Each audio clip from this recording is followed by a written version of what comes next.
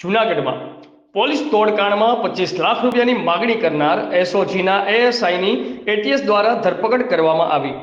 આ કેસમાં મુખ્ય જવાબદાર અધિકારીઓ હાલમાં ફરાર હોવાનું જાણવા મળ્યું છે।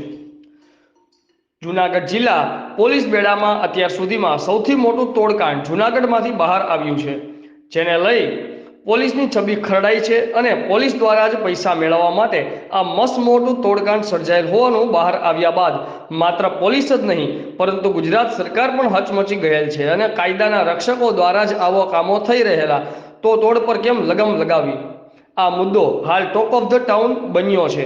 ત્યારે આવા પોલીસ કેસના તોડથી પ્રજાનું રક્ષણ કેમ કરવું તે તમામ બાબતોને લઈ કોઈ મહત્વના નિર્ણયો અંગેની રણનીતિ સરકાર આગળ જતા નક્કી કરશે કે શું જેવા અનેક સવાલો લોકોમાં ઉઠવા પામ્યા છે। ત્યારે હાલ તો આ ખાતા અનફ્રીઝના મામલે આ તોડકાંડના એક આરોપી દીપક જાનીની એટીએસ દ્વારા ધરપકડ કરી વધુ તપાસ હાથ ધરવામાં આવી છે।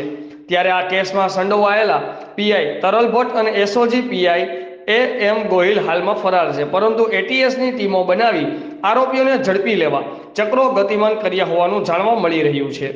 જૂનાગઢ તોડકાંડના એક આરોપીને એટીએસ દ્વારા પકડી પાડવામાં આવ્યો। હાલ આરોપી અમદાવાદ એટીએસ દ્વારા વધુ તપાસ હાથ ધરવામાં આવી છે અને આ તોડકાંડના 2 આરોપી ભૂગર્ભમાં છે। કેમેરામેન રાવલિયા મધુ સાથે રિપોર્ટર જગદીશભાઈ યાદવ, આઝાદ મીડિયા લાઈવ, જૂનાગઢ।